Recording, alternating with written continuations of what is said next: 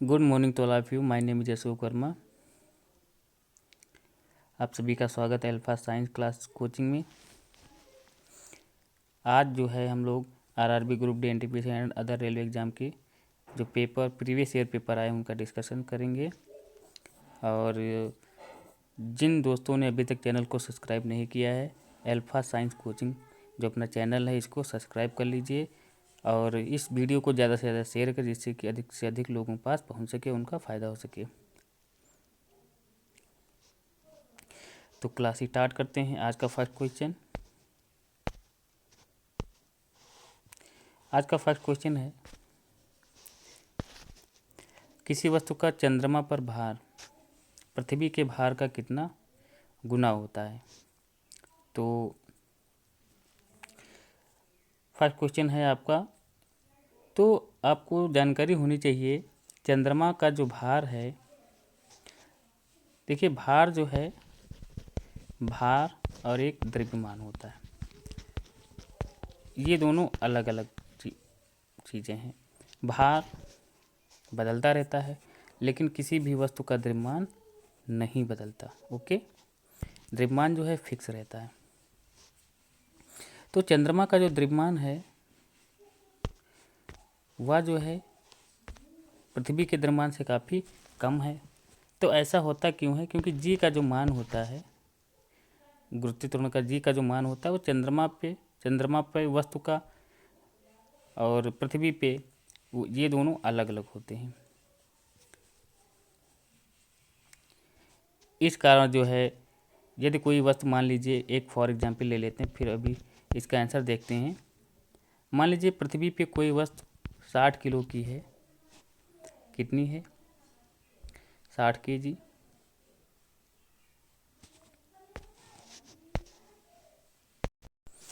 वैसे भार को जो है हम लोग न्यूटन में काउंट करते हैं और ये जो है, क्योंकि W बराबर जो है mg होता है तो इसका मात्रक न्यूटन होता है। और द्रव्यमान जो होता है वह किलोग्राम में उसका मात्रक होता है, किलोग्राम उसका मात्रक होता है।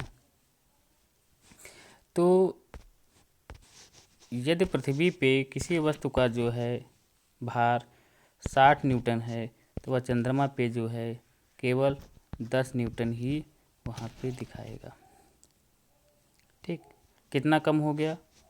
यहाँ पे 60 है, यहाँ पे 10 है, इसका मतलब है 1/6 इसका कर दिया गया है। कितना कर दिया गया? 6 कर दिया गया है। तो ये कितना आ जाएगा? 10 आ जाएगा। तो इस प्रकार से जो है हम कह सकते हैं हमारा राइट आंसर हो जाएगा option number B, 1/6। Next question, आज न्यूमेरिकल काफ़ी पूछे गए हैं इस शिफ्ट में। सेकंड क्वेश्चन है, 70 किलोग्राम के भार को उठाने के लिए 9800 जूल की ऊर्जा का प्रयोग किया गया। भार को कितना ऊंचा तक उठाया गया या कितना ऊंचा इसे उठाया गया? तो जो भी यहाँ पे दे रखा है उतना आप लिखेंगे। देखते हैं तो हमारे पास क्या क्या दे रखा है। हमारे पास मास दे रखा है कितना? 70 kg। एनर्जी दे रखी है। अब ये देखना है कौन सी एनर्जी है। देखिए, इसमें लिखा हुआ है उठाने के लिए इतने जूल ऊर्जा का प्रयोग किया गया, यानी किसी वस्तु को उठाया गया है, अब उसको रोका हुआ है। ठीक, फिर उसकी ऊंचाई बताना है। तो यहाँ पे आपकी ये स्थितिज ऊर्जा है। कौन सी ऊर्जा है? ये आपकी स्थितिज ऊर्जा दी हुई है। कितनी दे रखी? 9800 जूल दे रखी है। हमें निकालना क्या है? ऊंचाई निकालनी है। हमें ऊंचाई ज्ञात करना है। यहाँ पे एक बात ध्यान देने वाली है, जब भी हम पृथ्वी के विपरीत, अब देखिए उठाया जा रहा है तो इसका मतलब है पृथ्वी से विपरीत दिशा में उठा रहे हैं, तो इसमें कुछ ना कुछ एक्सेलरेशन होगा, गुरुत्वाकर्षण जी का मान होगा जो खींच रहा होगा। तो जी का मान यहाँ पे नहीं दिया हुआ है, तो यहाँ पे हम कितना ले लेंगे? 10 मीटर पर सेकेंड स्क्वायर। क्लियर है? तो अब हम क्या करते हैं, स्थितिज ऊर्जा का फार्मूला लगा देते हैं जिससे कि हमें ऊंचाई पता चल जाएगी। तो स्थितिज ऊर्जा EP बराबर क्या हो जाएगा, mgh, क्या हो जाएगा, mgh। ठीक, इस फार्मूले को लगा करके हम क्वेश्चन को सॉल्व कर लेंगे।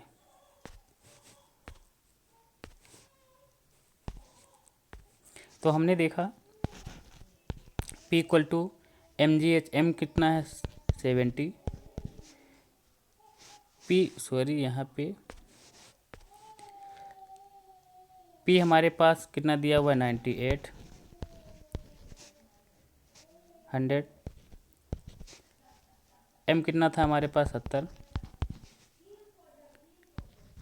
G कितना हमारे पास दिया हुआ था 10, H का मान हमें निकालना था। क्यों, क्योंकि P इक्वल टू होता है mgh, ये फार्मूला होता है। स्थितिज ऊर्जा बराबर होता है द्रव्यमान गुणे गुरुत्वीय त्वरण गुणे ऊंचाई। तो अब हम क्या करेंगे, इसको सॉल्व कर लेंगे। ये जीरो, ये जीरो, ये जीरो, ये जीरो कट जाएगा। तो H इक्वल टू कितना जाएगा 98/7, ये आपका मीटर में हो जाएगा, इसको कट कर लेंगे तो आपका आंसर आ जाएगा 14 मीटर।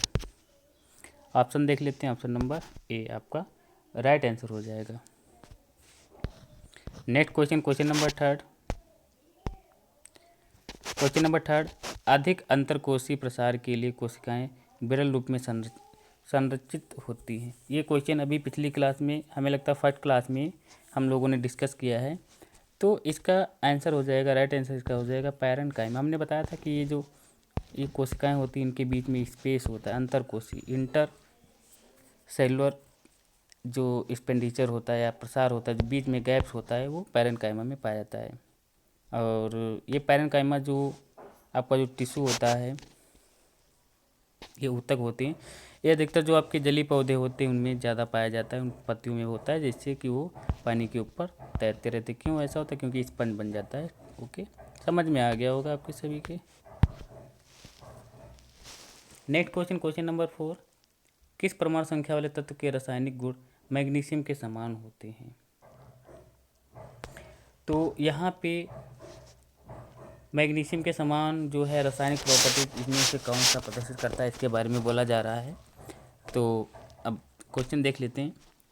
मैग्नीशियम जो है, मैग्नीशियम का एटॉमिक नंबर 12 होता है। इसका इलेक्ट्रॉनिक विन्यास करते हैं 2, 8, 2।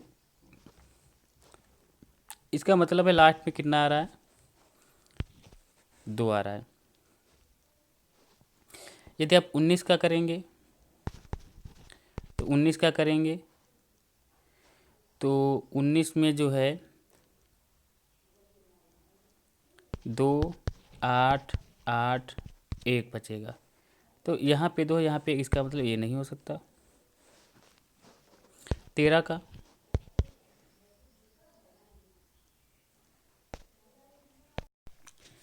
तो आपका 13 पे जो है एल्युमिनियम होता है।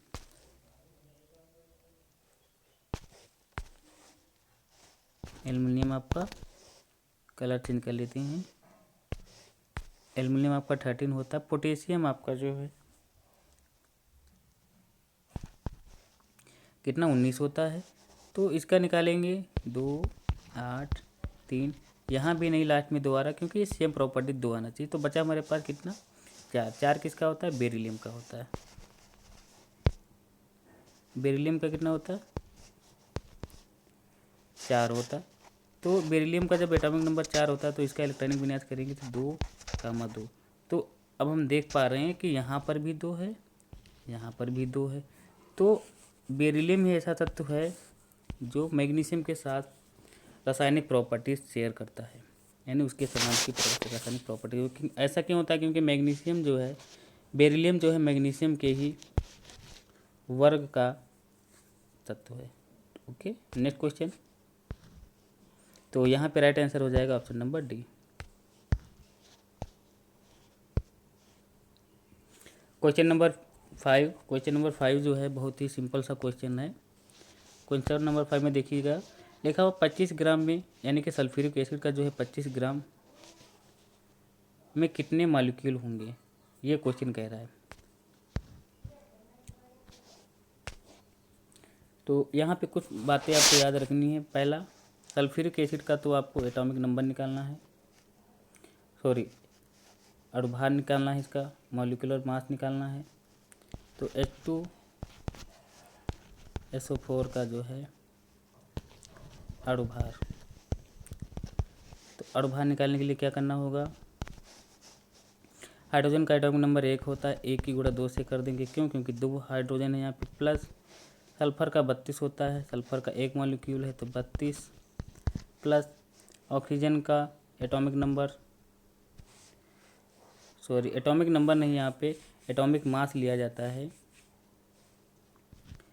और ऑक्सीजन का परमाणु भार जो है आपका 16 हो जाएगा, इसकी मल्टीप्लाई कर देंगे 4 से।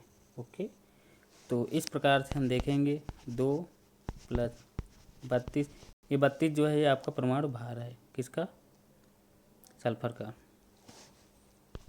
प्लस 64 ये हो जाएगा एटॉमिक AMU, ठीक, एटॉमिक मास। तो ये हो जाएगा आपका ये आ जाएगा, कितना आ जाएगा, सॉरी यहाँ पे कितना लिखा है, यहाँ पे 64 होगा, तो इसको काउंट कर लेते हैं, 64 32 2 ये आ जाएगा 8 98। ओके, तो ये 98 आपका कितना हो जाएगा, 98 जो है इसका H2SO4 का अणुभार हो जाएगा। तो अणुभार कितना हो गया, AMU कितना हो गया, 98 MU हो गया, ठीक। अब हमें क्या निकालना है, इसमें देखो भार कितना दे रखा है, H2SO4 का भार दे रखा है हमारे पास, कितना दे रखा है 25।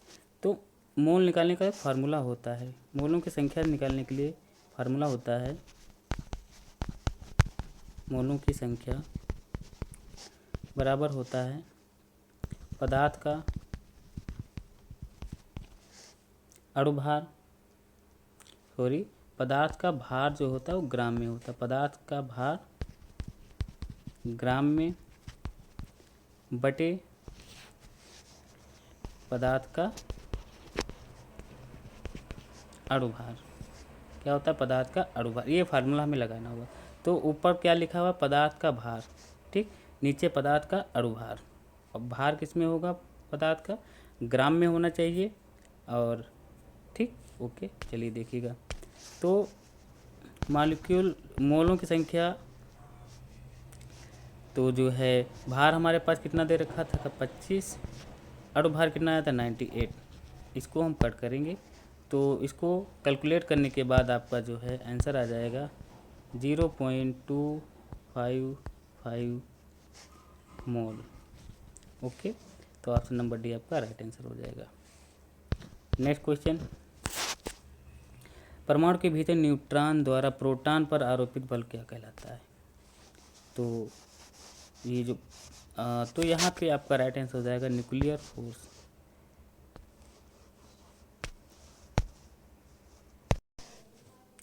यहाँ पे देख लेते हैं, जो हमारा एटम होता है, एटम के नाभिक, एटम का जो केंद्र होता है उसको नाभिक कहते हैं या न्यूक्लियस कहते हैं। न्यूक्लियस में प्रोटॉन प्लस न्यूट्रॉन होते हैं। ये जो कक्षाएं होती हैं नाभिक के बाहर, इसमें इलेक्ट्रॉन होता है। इलेक्ट्रॉन पे नेगेटिव चार्ज, प्रोटॉन पे पॉजिटिव चार्ज होता है, और न्यूट्रॉन पे कोई भी चार्ज नहीं होता है। तो ये दोनों एक दूसरे के, जो प्रोटॉन और न्यूट्रॉन के मध्य यहाँ पे जो बल होता है वो न्यूक्लियर फोर्स होता है। क्यों? क्योंकि नाभिकीय फोर्स होता है। ओके, तो ये इसका राइट आंसर हो जाएगा ऑप्शन नंबर बी।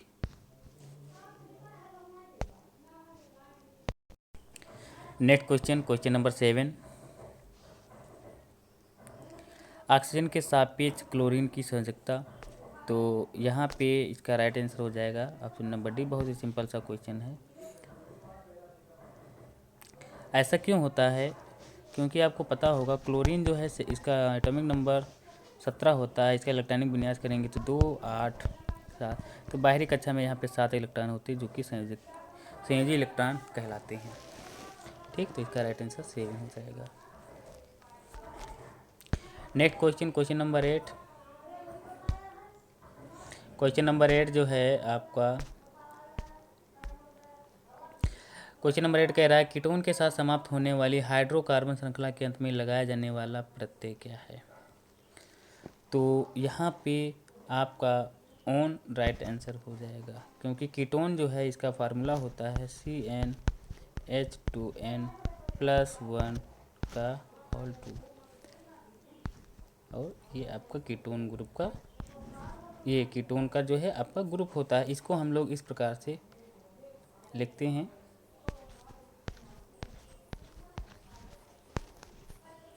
ये आप लोग जो जिन लोगों ने नहीं पढ़ा है वो आप IUPAC की एक क्लास पढ़ी हुई है बैक प्लेलिस्ट में, आप वहाँ पे देख सकते हैं IUPAC, ठीक। ये IUPAC में वहाँ से बढ़िया विस्तार से आपको बताया गया है, आप वहाँ पे देख सकते हैं। नेक्स्ट क्वेश्चन, क्वेश्चन नंबर 9, नर जनन कोशिका का उत्पादन होता है। तो बहुत सिंपल सा क्वेश्चन है, यहाँ इसका राइट आंसर हो जाएगा ऑप्शन नंबर ए, वृषण या टेस्टिस में होता है। कार्य करने क्वेश्चन नंबर नेक्स्ट, कार्य करने की दर कहलाती है। तो कार्य करने की दर जो है हमारी पावर या शक्ति कहलाती है।